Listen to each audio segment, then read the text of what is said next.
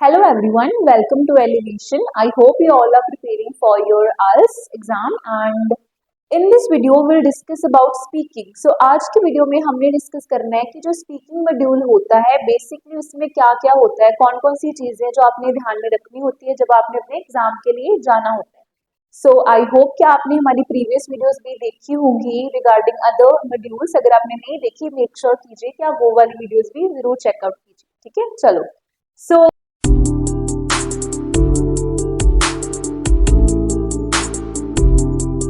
So before further delay let's just move to a video. सो आज हमें discuss करना है इंट्रोडक्शन टू स्पीकिंग कि आइल्स में स्पीकिंग क्या होती है. चलो, सबसे पहले स्पीकिंग का मतलब क्या होता है. स्पीकिंग मतलब क्या होता है, बोलना. सो आइल्स में स्पीकिंग का मतलब क्या होता है.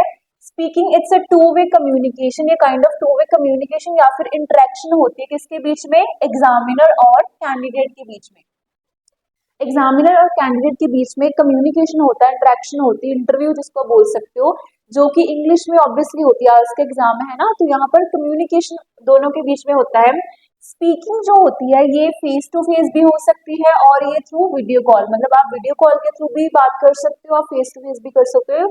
ये डिपेंड करता है, मतलब मोस्टली तो फेस टू फेस होती है बट समटाइम्स वीडियो कॉल के थ्रू भी आपकी इंटरव्यू हो सकती है. ठीक है. अब basically there are three parts. Speaking जो टेस्ट होते हैं उसमें आपके तीन मेन पार्ट्स होते हैं और ये जो थ्री पार्ट्स होते हैं, जो भी आपकी इंट्रोडक्शन होती है, अलग अलग टाइप्स क्वेश्चन होते हैं, ये इसकी ड्यूरेशन इंटरव्यू की it can be around 10 to 15 minutes. ये 10 से 15 मिनट में हो सकती है. ये थोड़ी ज्यादा भी हो सकती है, उससे कम भी हो सकती है, टोटली डिपेंड करता है एग्जामिनर पर. समटाइम्स 15 से थोड़ी ज्यादा भी हो सकती है, 15 से कम भी हो सकती है. So totally depends on the examiner. ठीक है.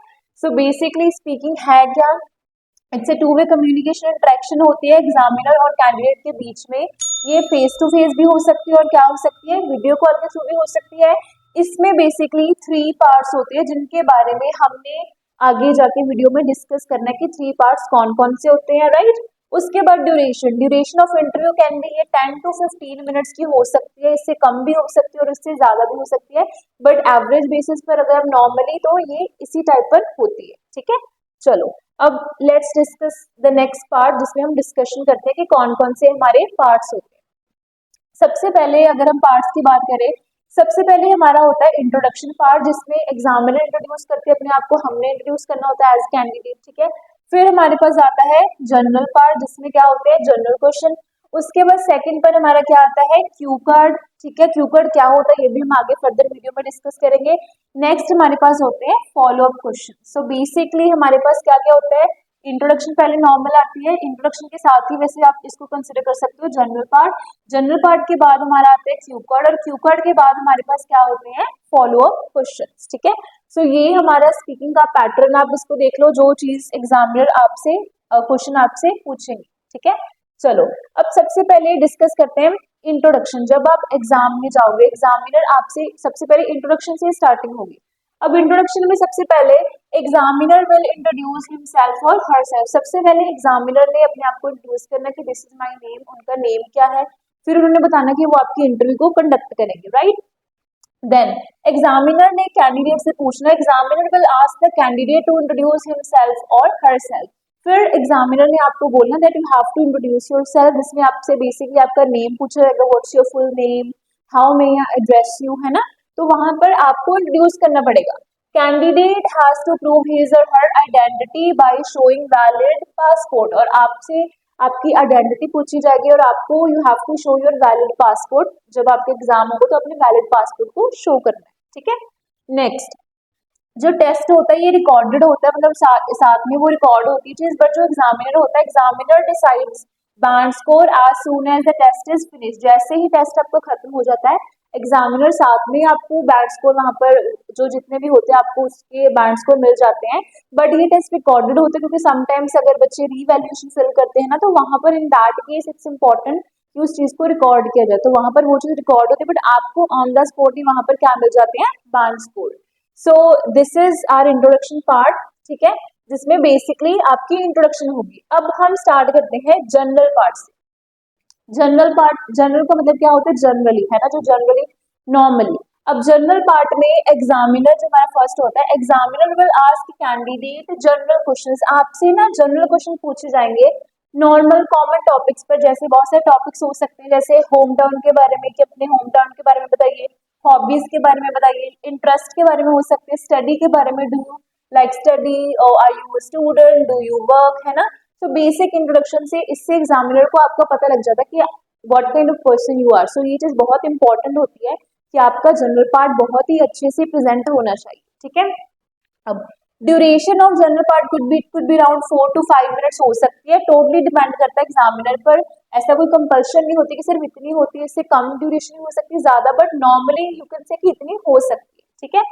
आपने क्या करना होता है as a candidate, you have to provide all the answers clarity के साथ। You have to provide answer, आपने क्लियर आंसर प्रोवाइड करने होते विद फुल रीजन।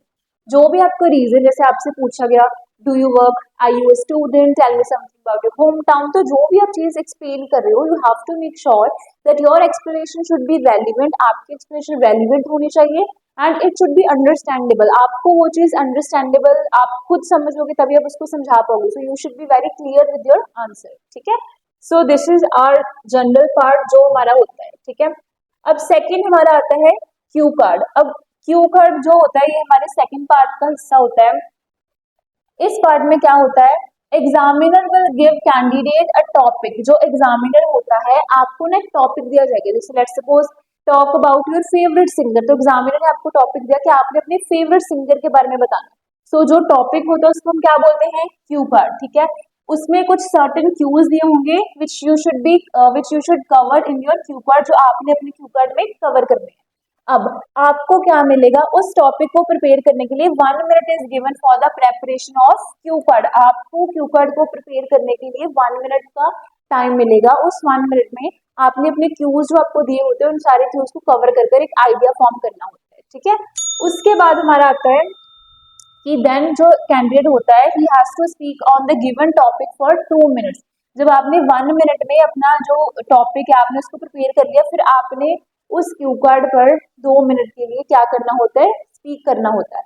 वो एग्जामिनर की विषय, समटाइम्स वो 2 मिनट से पहले भी आपको रोक सकते हैं, समटाइम्स आपको नहीं भी रोकते, बट आपने अपनी प्रेपरेशन ऐसे करनी कि 2 मिनट्स में आपका टॉपिक क्या हो जाए, कवर हो जाए, ठीक है। सो ये हमारा पार्ट 2 है जिसमें क्यू कार्ड होता है ना। क्यू कार्ड एक टॉपिक होता है जिसमें आपको 1 मिनट मिलेगा प्रिपेयर करने के लिए। जब आपने 1 मिनट में प्रिपेयर कर लिया, फिर आपने 2 मिनट के लिए उस चीज पर क्या करना होता है, you have to speak on that topic, ठीक है। चलो, सो नेक्स्ट पार्ट में हमने डिस्कस करना है वो है हमारा पार्ट 3। सो पार्ट 3 में हमारे पास क्या होता है, पार्ट 3 में हमारे पास होते हैं फॉलो अप क्वेश्चंस। अब फॉलो अप क्वेश्चंस क्या होते हैं, जब आपने अपना पार्ट 2 क्यू कार्ड कंप्लीट कर लिया, आफ्टर दैट एग्जामिनर ने आपसे फॉलो अप क्वेश्चन पूछना है। इस पार्ट में बेसिकली होता क्या है, examiner will ask candidate further questions which are usually connected to the topic of cue card. जैसे लेट्स सपोज आपको टॉपिक है talk about your favourite player, favourite player पर आपका टॉपिक है, तो आपके जो फॉलो अप क्वेश्चन है मोस्ट प्रोबेबली वो आपके प्लेयर्स पर होंगे, है ना, कि why people like to watch players, what kind of qualities players should have. तो मोस्टली जो क्वेश्चंस होंगे वो प्लेयर से रिलेटेड होंगे। इस पार्ट में जो बेसिकली इसका मेन पर्पज ये होता है कि आपके जो आंसर्स होते हैं वो डिटेल में होने चाहिए, क्योंकि जो हमारा पार्ट 1 होता है जनरल पार्ट, उसमें आपने अपने बारे में बताया होता है, आपकी हॉबीज, आपके लाइक डिसलाइक के बारे में होता है। तो इस पार्ट का मेन पर्पज ये होता है कि एग्जामिनर में चेक करना कि क्या आप में इतनी कैपेबिलिटी, आप में इतनी एबिलिटी है कि आप जनरल टॉपिक्स पर आप डिटेल में बोल सको। So you have to make sure कि आपने आंसर सारे डिटेल में बताने। और ड्यूरेशन की अगर बात करें, so duration of this part could be around 4 to 5 minutes. ये 4 to 5 मिनट्स हो सकती है, जो कि टोटली डिपेंड करती है एग्जामिनर पर। इससे ज्यादा भी हो सकती है और इससे कम भी हो सकती है, बट इसका मेन पर्पज ये होता है कि आपने फॉलो क्वेश्चन को इलेबोरेशन के साथ प्रॉपर डिटेल में आपने उसको एक्सप्लेन करना होता है। आई होप आपको ये चीज क्लियर होगी हो साइड बाय साइड, ठीक है। चलिए, सो अब हमने नेक्स्ट जो चीज है वो हमने डिस्कस करनी है, वो है कि हमें किस बेसिस पर स्पीकिंग में स्कोर्स मिलते हैं। सो हमने अब डिस्कस करने के कौन से ऐसे क्राइटेरिया है जिसकी बेसिस पर हमें क्या मिलते हैं, स्कोर मिलते हैं। तो सबसे पहले जो फर्स्ट पॉइंट होता है वो होता है हमारा फ्लुएंसी एंड कोहेरेंस। अब फ्लुएंसी का मतलब क्या होता है और कोहेरेंस का मतलब क्या होता है। सबसे पहले फ्लुएंसी में अपने एग्जामिनर ने क्या चेक करना है, examiner will check candidates ability to speak fluently. Examiner ने चेक करना कि कैंडिडेट फ्लुएंटली स्पीक कर रहा है विदाउट टेकिंग लॉन्ग पॉजेस और यूजिंग फिलर्स। मतलब आप आपके साउंड तो नहीं कर रहे, आप उसमें फिलर्स तो नहीं यूज कर रहे हैं ना। और इसमें एग्जामिनर ने चेक करना होता है how coherent the candidate sounds by using logical and precise explanation. Candidate की एबिलिटी चेक होती है कि क्या आप लॉजिकली चीजों को एक्सप्लेन कर रहे हो और क्या आप उसमें फ्लुएंटली बात कर रहे हो। ठीक है, अगर तो आप फ्लुएंटली बात करोगे तो आपको उस चीज पर ज्यादा स्कोर्स मिलेंगे। सेकेंड चीज जो हमारी होती है वो होती है हमारे लेक्सिकल रिसोर्सेज। अब लेक्सिकल रिसोर्सेज में क्या होगा, examiner will check whether the candidate is using right and advance word with suitable idioms. तो एग्जामिनर ने चेक करना कि क्या एक बच्चा वो सूटेबल वर्ड्स को, एक अच्छे एडवांस वर्ड को यूज कर रहा है या नहीं। जैसे लेट्स सपोज हेल्प है, हेल्प को आप क्या बोलोगे, एड, असिस्टेंस, है ना, मतलब एडवांस वर्ड। प्लस साथ में क्या लिखा है, ईडियम्स। ईडियम्स क्या होते हैं, जैसे मुहावरे होते हैं हमारे, है ना। तो उसने ये चीज भी चेक करनी कि क्या बच्चा उस चीज को डिलीवर कर रहा है या नहीं।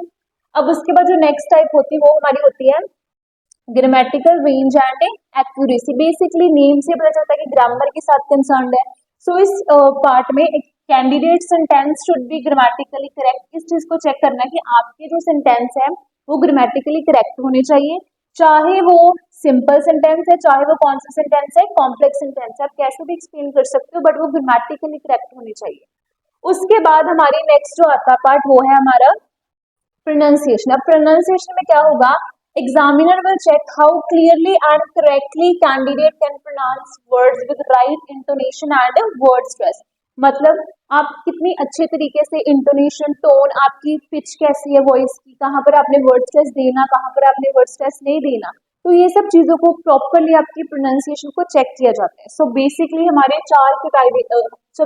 हमारे चार ऐसे फैक्टर्स हैं जिनके बेसिस पर हमें एग्जाम में स्कोर्स मिलेंगे। सबसे पहले फर्स्ट है फ्लुएंसी एंड कोहेरेंस, सेकंड हमारा क्या है लेक्सिकल रिसोर्सेज, थर्ड में हमारा क्या है ग्रामेटिकल रेंज एंड एक्यूरेसी, और लास्ट में हमारा कौन सा है प्रोनाउंसिएशन। तो हमें इन चार के बेसिस पर स्कोर्स मिलेंगे। ठीक है, चलिए अब हम डिस्कस करते हैं कि कौन कौन से यूजर जो होते हैं बैंड स्कोर के बेसिस पर यूजर की डिस्क्रिप्शन क्या होती है। सबसे पहले जो है 9 बैंड जो होता है, जिसको 9 बैंड मिलते हैं वो होते हैं एक्सपर्ट यूजर। अब एक्सपर्ट यूजर्स क्या होते हैं, जिनके फुली ऑपरेशनल कमांड होती है लैंग्वेज पर, अप्रोप्रिएट, एक्यूरेट और फ्लुएंट होते हैं विद कंप्लीट अंडरस्टैंडिंग। मतलब जो उनसे क्वेश्चन पूछा जाता है वो उसको प्रॉपरली प्रिसाइसली उस इंफॉर्मेशन को प्रोवाइड करते हैं, उसमें बिल्कुल भी गलतियां नहीं होती। बहुत ही माइनर मिस्टेक हो सकती बट अदरवाइज नहीं होती, है ना। प्रॉपर फ्लुएंट होते हैं, अंडरस्टैंडिंग उनकी बात की होती है और वो प्रॉपर एक्यूरेट सेंटेंसेस को यूज करते हैं। अब उसके बाद होते हैं जिनको बैंड 8 मिलते हैं। बैंड 8 में होते हैं जो वेरी गुड यूजर होते हैं। अब इसमें क्या होता है इसमें क्या होता है फुली ऑपरेशनल कमांड होती है लैंग्वेज पर विद ओनली ओकेजनल इनएक्यूरेसी। मतलब समटाइम्स जब आप स्पीकिंग में बात कर रहे हो, इंग्लिश में आप बात कर रहे हो, तो समटाइम्स कुछ मिस्टेक्स हो सकती है बट बहुत ही माइनर मिस्टेक्स होती है, और वो कॉम्प्लेक्स डिटेल्ड आर्गुमेंटेटिव सिचुएशन को बहुत ही अच्छे तरीके से क्या करते हैं हैंडल्स, मतलब बहुत ही अच्छे तरीके से अपने आप को एलैबोरेट करती है स्पीकिंग में। तो ऐसे जो यूजर्स होते हैं वो हमारे बैंड 8 में आते हैं। अब उसके बाद आते हैं हमारे बैंड 7। बैंड 7 में हमारे गुड यूजर होते हैं। गुड यूजर में क्या होता है, जिनकी ऑपरेशनल कमांड होती है लैंग्वेज पर उनकी पूरी कमांड होती है। ओकेजनल इनएक्यूरेसी आ सकती है, ठीक है, but still they are able to कि वो अंडरस्टैंड कर लेते हैं। Generally handles complex language well and generally handles complex language, और वो जो लैंग्वेज होती है उसको बहुत ही अच्छे तरीके से क्या कर लेते हैं हैंडल कर लेते हैं। ठीक है, सो ये तो हमारे हो गए 9 बैंड 8 बैंड। हम डिस्कस करते हैं कि बैंड्स में जिनको 6 बैंड मिलते हैं। अब 6 बैंड में क्या आता है, हमारे कॉम्पिटेंट यूजर्स आते हैं। इनमें बेसिकली क्या होता है कि जनरली इफेक्टिव कमांड होती है लैंग्वेज पर, कमांड तो उनकी होती है but still there are few inaccuracies, कुछ मिस्टेक्स होती है, मिसअंडरस्टैंडिंग्स भी हो सकती है, but still they can use and understand fairly complex language. वो लैंग्वेज को मतलब समझ लेते हैं। कुछ इनएक्यूरेसी वहां पर आ सकती है बट अदरवाइज वो क्या कर लेते हैं फेमिलियर सिचुएशन में वर्क कर सकते हैं। उसके बाद आता है बैंड 5।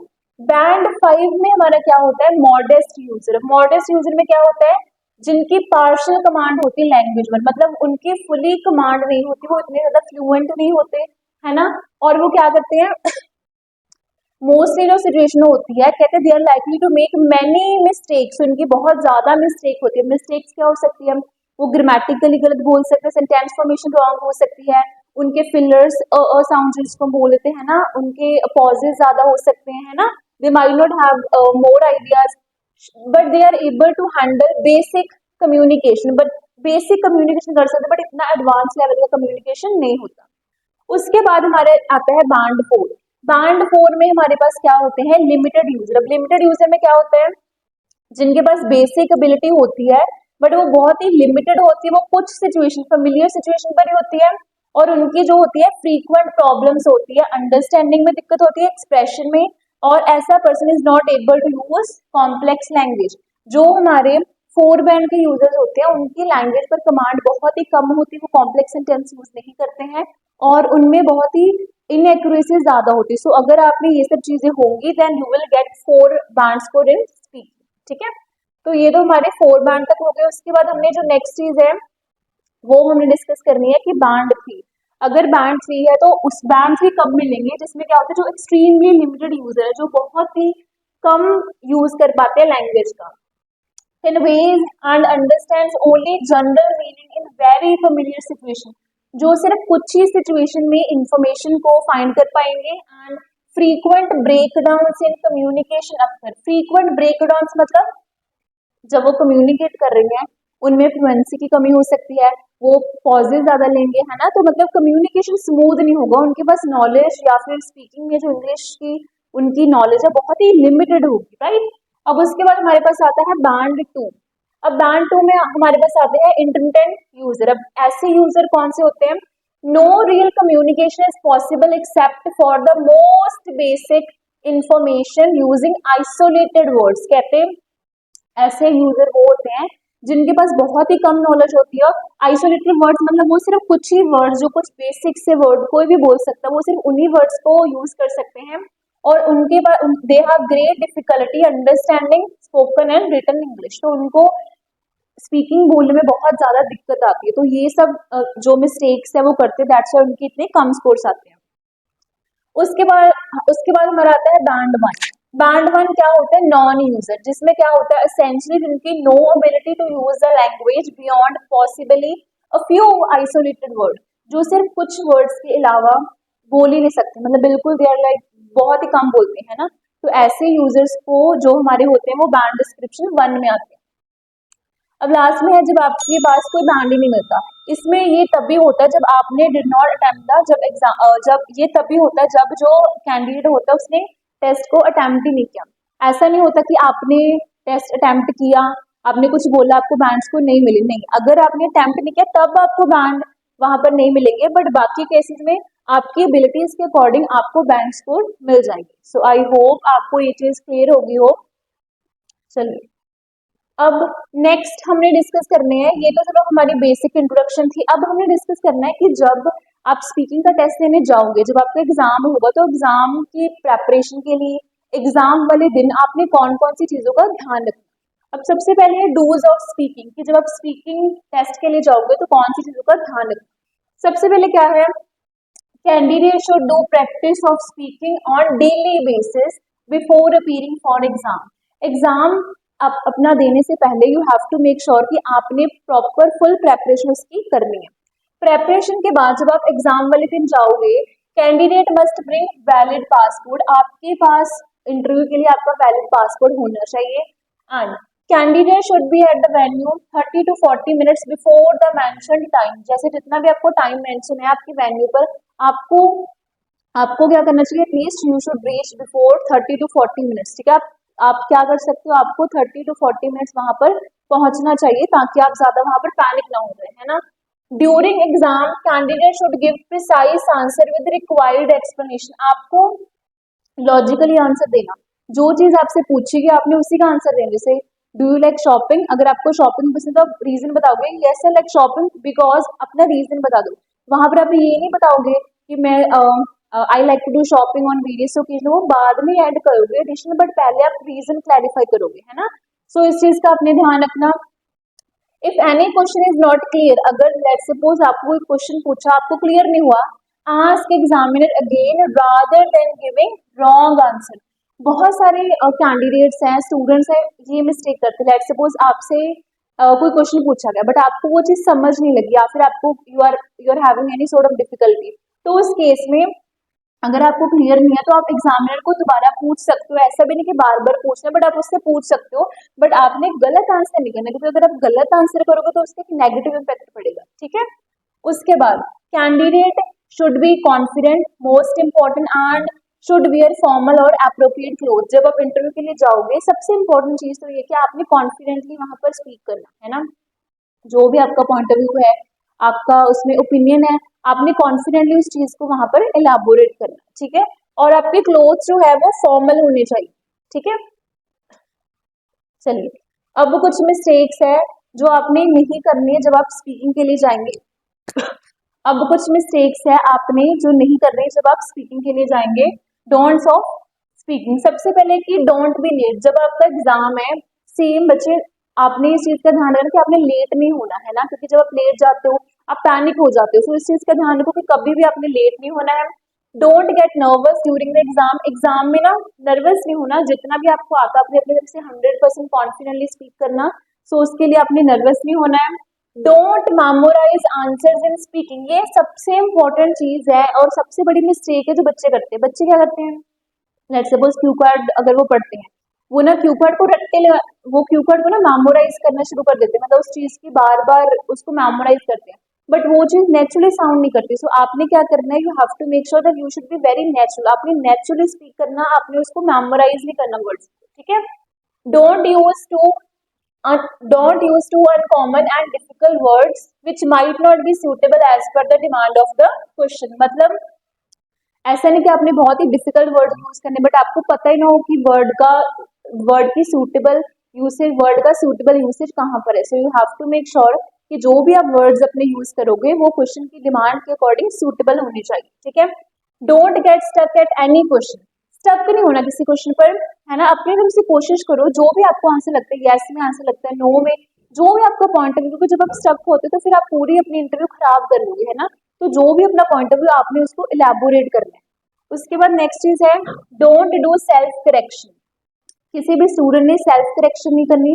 जब आप सेल्फ करेक्ट करते हो तो आपकी मिस्टेक हाईलाइट हो जाती है। सो आपने ये चीज ध्यान रखना कि अगर आपने कोई गलती कर दी है तो आपने उसको दोबारा सेल्फ करेक्ट नहीं करना। ठीक है, so this is the thing that you have to keep in mind. Don't worry if the examiner stops you in the middle of the sentence. ठीक है, don't worry if the examiner stops you in the middle of a sentence.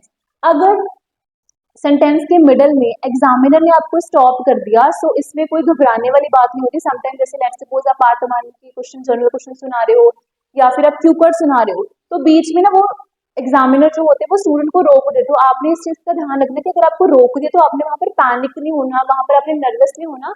It's okay, आपने अपनी तरफ से अपने आप को जो आंसर है उसको कंटिन्यू रखना। ठीक है, so these are the few things, dos and don'ts, जो आपने ध्यान में रखने हैं। सो आई होप आपको ये वीडियो इन्फॉर्मेटिव लगी हो। If you are having any doubt, feel free to ask us in the comment section. Thank you so much and make sure to like, subscribe and comment on this video. Thank you.